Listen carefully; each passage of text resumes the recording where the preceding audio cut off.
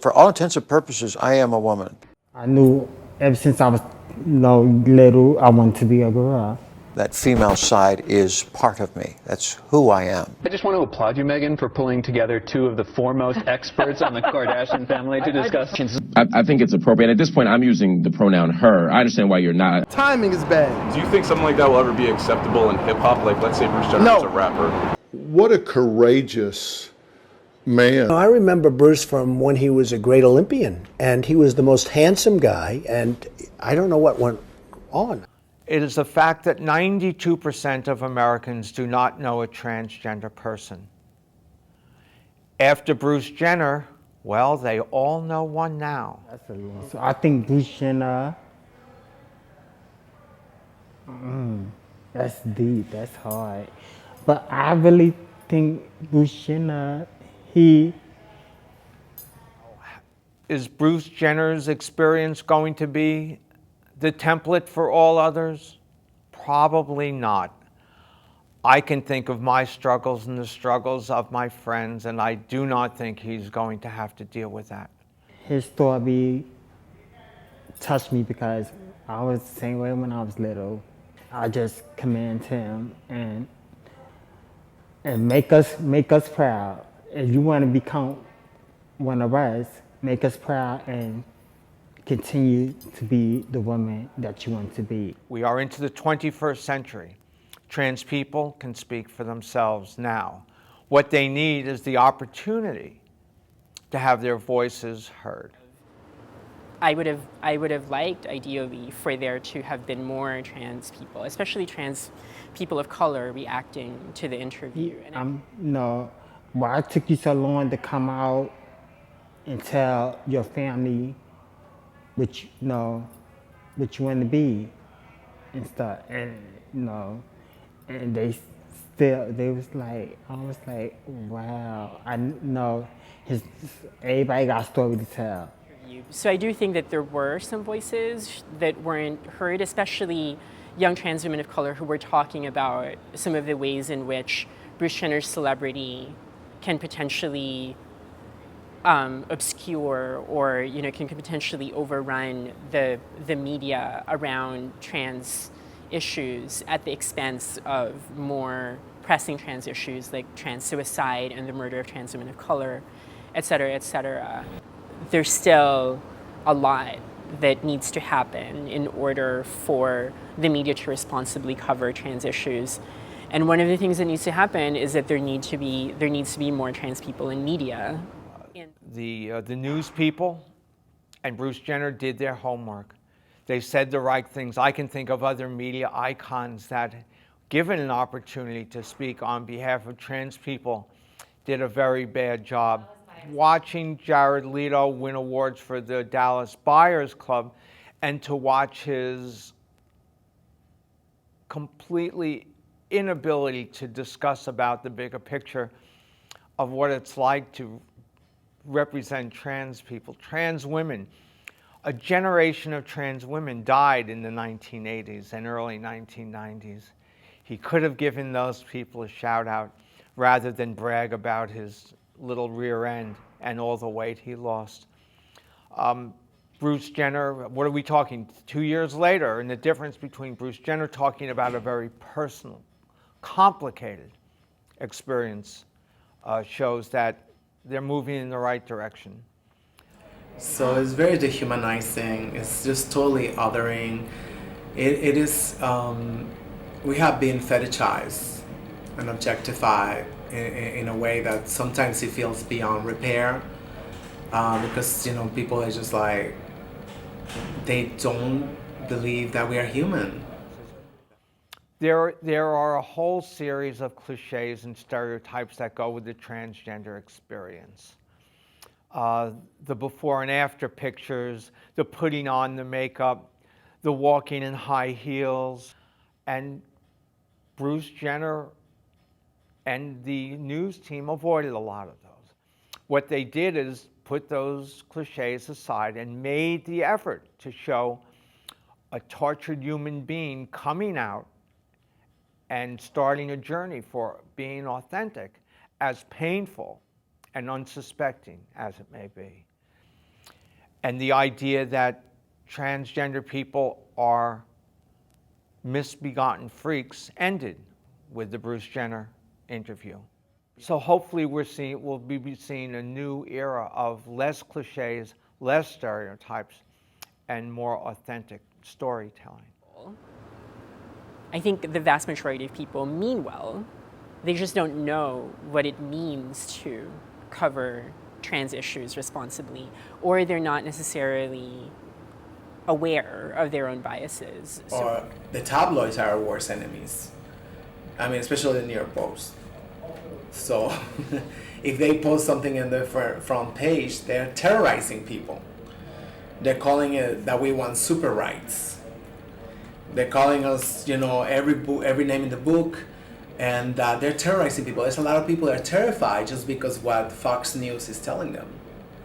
They're telling them we're taking over, we're going to be sleeping with their husbands and their kids and everybody, that, they are with the Antichrist. So people are terrified of us, unfortunately. But but it's up to the ones that they know the truth, to come out and say we don't have the strength to defend ourselves at this point. Like I said, we're just starting to come out of the rubble. There's been an explosion of trans visibility. Some of it'll be very positive, some of it'll be strange, some of it will be in the middle. This is just a moment in time. The story is not complete. It is not finished. In terms of the history of at least the trans movement in the last few years, right? The people who have really popularized and made and put trans-related issues on the map have been Janet Mock and Laverne Cox and Carmen Carrera. And from the very beginning, they've been part of media celebrity culture. So even though there are aspects of celebrity culture that make it difficult for certain trans-related issues to become headline news, I think it's also really important to talk about the fact that celebrities themselves have been doing a really great job in terms of keeping those issues in the news. And I think that's part of the reason why a lot of trans activists have been a little bit ambivalent about Bruce Jenner, partially because we don't know yet what Jenner's effect is going to be and whether or not these priorities will continue to become priorities if Jenner becomes a much bigger figure in the trans community. The media is a reflection of our society, so the society will have to actually demand, say, I want to see trans women's lives in a positive light. I want to see, content that is actually productive. I hope, he keep up, doing what he's doing, because he could do what he got money. So he could, do anything that he wants to do because he has the money. You know what I'm saying? He was a golf player and stuff, and, and things. And the story that he said about his life story, I could relate it because I thought I was born in the wrong The body. Bruce Jenner situation has not impacted me. The only thing that it made me upset, was really upset, was the fact that people in my community started to turn and didn't see it for what it was. This is one of our sisters going through a struggle. And half of our sisters and brothers have gone through this struggle of having to hide themselves. They wasn't seeing the importance of that this is somebody who's going through it, lived their life for everybody else. There were definitely many trans people on my social media feeds who just said they couldn't watch the interview.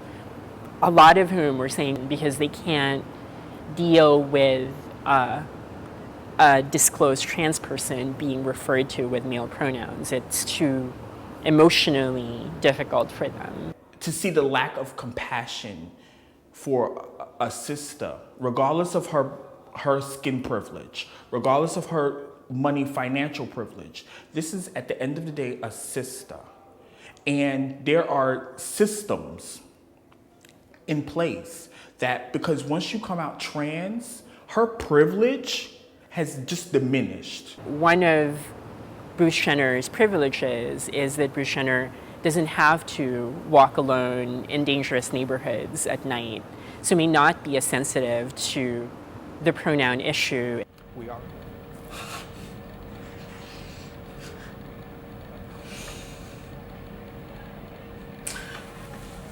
I was gonna say, I don't know which one is more violent, in being expelled and than being singled out and, you know, ridiculed wherever you go, gawked at, and, you know, I mean, all my friends, when they're walking with me, and they always say, how can you do this?